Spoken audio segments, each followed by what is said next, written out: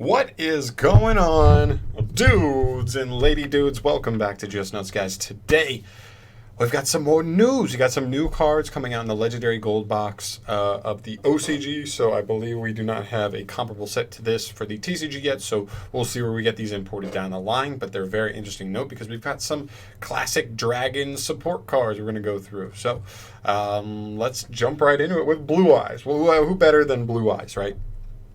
We start here with Deep of Blue Eyes. That's it? Deep of Blue Eyes? Okay. Level 8 Light Dragon Effect monster with 25/25 for its stats. Pretty beefy, as you can expect from Blue Eyes.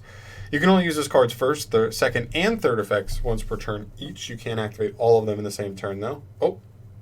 Yeah, okay, cool. And you can only activate his first, second, and third effects while there is a Blue Eyes White Dragon on your field or in your graveyard. That's very important to note. First effect, if this card is special summoned, add one ritual or polymerization card from your deck to your hand. That's pretty good. I mean, just searching polymerization. But adding a ritual spell specifically makes this a potential threat in Blue Eyes Chaos Max decks for extra consistency there. Okay. Next up, during your end phase, you can add one level 8 or higher dragon monster from your deck to your hand. That's actually so good. Like Skarm for any generic level 8 or higher dragon. Keep in mind you do have to have a Blue Eyes on field or in graveyard, but once you do, this card's so strong. That's +1/+2. This card's already a +2 if you can get Blue Eyes in circulation. And the third effect, you can banish this card from your graveyard. Then all level 8 or higher dragon monsters you control will gain 1,000 attack permanently. This card's decent. I mean, so here's the thing. My worry for this card is that it can brick you, right? It doesn't do anything if you cannot connect to Blue Eyes. And it does not summon itself, so you have to have other cards to be able to summon it out. That being said, though, pretty good. If it resolves, the ceiling for this card is so high.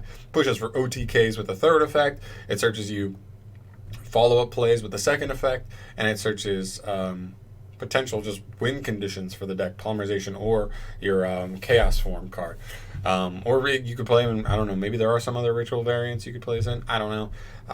It's interesting. I'm curious to see which one outweighs the other, right? Its brickiness versus its ceiling potential. But I think it's nice. It's nice support for Blue Eyes.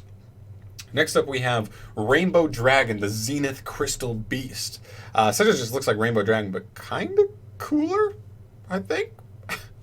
Whatever, it's a level 8 light dragon effect monster with 3,000 attack and 0 defense. You can only use this card's first and third effects once per turn each. When an attack involving a crystal beast monster is declared, you can special summon this card from your hand. Okay. Gets out of the hand pretty easily. I mean, crystal beasts do want to go first because they're so slow. But still, any attack is declared involving a crystal beast. You can just drop a 3k beater out. Okay, not terrible. If this face-up card is destroyed in the monster zone, you can place it in face up in your spell and trap zone as a continuous spell instead of sending it to the graveyard. Another, like the same classic Crystal Beast stuff. I don't know if regular Rainbow Dragon does that, but it's the same effect that Crystal Beasts have. But it's only destruction as well. It's not when it's sent to graveyard generically, right? So keep that in mind. Third effect, you can banish this card that's treated as a continuous spell to special summon a level 4 lower Crystal Beast monster from your deck, but its effects are negated, and if you do, add an ultimate crystal monster from your deck to your hand. Alright, so I actually think this card is decent, particularly going second, because like if you can just like get into a battle with a Crystal Beast monster, somehow destroy him yourself.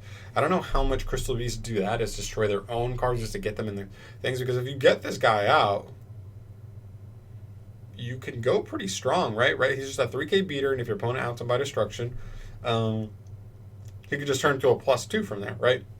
Just search a Crystal Beast and then search an ultimate crystal monster from your deck to your hand. Not bad again. Like going first, it is kind of a brick. It's very slow. It doesn't push your strategy going first. So I think the same thing with Deep of Blue Eyes is like what outweighs what? Is it going to be too bricky going first and like not help with the speed of the deck? Or is it just powerful enough that if you can resolve it, it could just give you enough advantage to be able to pull off some wins?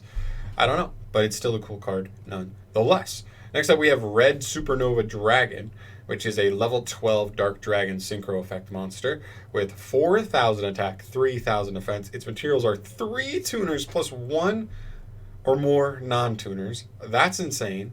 It must first be synchro summoned. Makes sense. First effect, he gains 500 attack for each tuner in your graveyard. Okay, so he's immediately going to be at least 5,500. Second effect, cannot be destroyed by your opponent's card effects. Okay, 55 and can't be destroyed by card effects. Once per turn, when an opponent's monster effect is activated, or during an opponent's monster's attack declaration, quick effect, you can banish this card and all cards your opponent controls. Oh, it doesn't negate, you just banish this card and all your opponent's cards. Wow, okay, that's pretty strong. Wow, okay. Something as big as him can't be destroyed by card effects and a disruption like that? Okay. And the fourth effect, if this card was banished by its effect, its third effect, you can, during your next end phase, special summon this banished card. During your next end phase. So it is pretty slow, but he does come back eventually. So you just want to like kind of stall until then. But wow, okay. So the ceiling for this card obviously is so good, right? Like so high. This is such a strong boss monster. Problem is, you're putting at least 4 materials into this guy. I don't know how many decks, how many strategies are capable of even putting 3 tuners on the board with 1 or more non-tuners. I mean, someone might say like needle fiber, but like even then, you can't use needle fiber to go into this. It's not like you're linking up in it. You have to synchro. So you not only do you need needle fiber to get 3 tuners, but you also need to put a regular non-tuner and have all their levels add up to exactly 12. That's asking a lot. Obviously, the potential is there for just being like a huge ceiling, and like if you can get him, like he can definitely win you a duel for sure. But I don't know if it's worth it. I think the materials are too costly for this monster. Next up, we have Galaxy Eyes Afterglow Dragon. Cool design on this guy, for sure. He's a level 8 light dragon effect monster. How many level 8 dragons are we gonna get here? With 3,000 attack, 2,500 defense, so the blue eye stats. You can only use this card's first and second effects once per turn each. If you control a Galaxy Eyes monster, you can special summon this card from your hand in defense position. I like that. That's nice and easy. I think their Link monster is a Galaxy Eyes monster, if I'm not mistaken. I hope he is, so I'm not wrong on that. So it's pretty, like in the strategy, he gets himself out of the hand. I love big monsters that can get themselves out of the hand easy. If this XZ's material is detached from an XYZ monster to activate its effects, you can take a Galaxy Eyes Photon Dragon from your hand or deck and either special summon it or attach it to an XZ's monster you control as material. In addition, if this effect was activated during the battle phase, you can double the attack of all number XZ's monsters you control. Another very powerful effect. You have to be detaching. It's level 8. How many number monsters deal in the battle phase? I don't know, but that could still be very, very strong and just win you a game. Like special summon another 3K beater, and then the monster it was equipped to, or the number monster it was equipped to that you detach for, becomes 6,000, and there's 9,000 damage right there, right? So easily could promote some OTKs, but it's still a strong card. I mean, you could just use this to help turbo out rank 8s, and then when you detach him, just get a free Galaxy Eyes Photon Dragon, like out of the deck, which is actually so strong. I like this card a lot. I think this one's the most fluid we've seen in terms of like how it'll be integrated into the archetype. But yeah, this one's good for sure. Next up, we have DDD Eulogy King Vice Requiem. We have a level 8 Dark Fiend Pendulum Effect monster. Its attack is 2,800. Its defense is 2,000. Its pendulum scale is 4, which is awkward, but we'll see what it does. Pendulum effect. You can only use the pendulum effect of this card's name once per turn. Target any number of dark contract cards you control. Destroy them, and if you do, special summon this card from your pendulum zone. Then you can increase or decrease the level of this card by the number of cards destroyed. Okay, so it gets itself out of the scale, which is not too shabby, and lowers its level for possible synchro/XZ's plays, but level 8's not that bad for XZ's. But I guess so it's going to be more tailored to synchro plays, lowering his level like that. But okay. And then for its monster effects, you can only use the second effect once per turn. First effect, you cannot special summon monsters except for DDD monsters. So once it is out on the field as a monster, not in the pendulum zone, you are locked into only summoning DDDs. A DDD monster that was fusion, synchro, XYZ, or link summoned using this card on the field as a material gains the following effect. Once per turn, you can target one card on the field, return a dark contract card among the cards in your field and graveyard to the deck, and if you do, destroy the targeted card, then you gain 1,000 life points. This is another decent effect because it just adds like a nice removal effect to like your DDD Link monster. Like you could literally just use this as a DDD Link monster, like as material to like get him out, because like he gets himself out of the hand. He just puts himself on scale. And if you already use a dark contract, you just pop a dark contract, special him out. That could just be fodder to go into him sooner, like before your pendulum summon and stuff, which is pretty good. I like that. I like this card.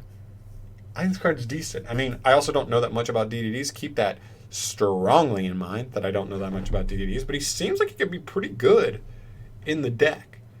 But don't quote me on that. But obviously let me know if you know more about it than I do. And then last but not least, we have Borel Dragon, a Link 5 Dark Dragon Link effect monster with 3,500 attack, a top arrow, a left and a right arrow, and a bottom left and a bottom right arrow. Pretty solid arrows, kind of bore load except add a top arrow to it. Its materials are 3+ effect monsters, so not too shabby there. You can only use the third effect of this card once per turn. This card cannot be destroyed by battle, or card effects also cannot be targeted by monster effects. That's a lot of protection. It can't be beaten over, can't be popped, and it can't be targeted by monster effects. It can't be targeted by spells and traps. Okay, so there are outs to him. Second effect. This card can attack all monsters your opponent controls once each. That's pretty good. Yeah, that's definitely pretty good. And the third effect is a quick effect where you can target one effect monster on the field and one rocket monster in your graveyard. Negate the effects of the target on field. And if you do, special summon the target from the graveyard. Your opponent can activate cards or effects in response to this effect's activation. This is a pretty good effect. I mean, this is just essentially like an effect veiler effect while also reviving a rocket. And it's a quick effect, which is pretty good, which clearly makes this card like obviously the best in Rockets, because that's like the best effect on this card in my opinion, the fact that it's like a disruption, but the protection's solid, and then it can just wipe through stuff, attacking everything like a Conductor Tyranno. It's definitely a threat, but it takes a lot of materials. I'm not sure Rockets, like pure Rockets, can get there fast enough, but maybe after like 2 turns and you've built up resources, you could try and go into this thing as a win condition, but outside of that, I don't really see it seeing that much play in our game. I think 5 materials is too much for a card that there are outs to, for sure, like a decent amount of outs, so all right, but other than that, like, pretty good. I mean, really, like, whenever we get a wave like this, usually it's like 2 or 3 of them are hits, and the other 3 are like not at all good. I think all of them have potential. I think literally every single one of these has potential of being good. Borel for sure has the highest potential of being like generically good, just because it is like a pretty good Link 5 if you would want to make this instead of the other Link 5, the Borel Savage or whatever. The other Link, I can't remember. Firewall, the Firewall one. That's what it is. If you didn't want to go him and make like negates, you could go into him and like just kind of kill your opponent. I don't know. I think all these other ones actually have pretty good usage in their decks. I think this guy might be a little hard to make, but other than that, they all have utility for sure. Also keep in mind, guys, I'm not a savant of any of these decks particularly, so if I am missing something in like specific synergies and whatnot that I just didn't go over here, definitely throw it in the comments below, because I'd love to find out more about like how good these cards can meld into their respective archetypes. But yeah, I think I'm going to get the hell out of here. Thank you so much for watching this video. As always, if you want to see more Yu-Gi-Oh news from your boy in the future, go and subscribe to the channel, and I'll catch you in the next one. Peace.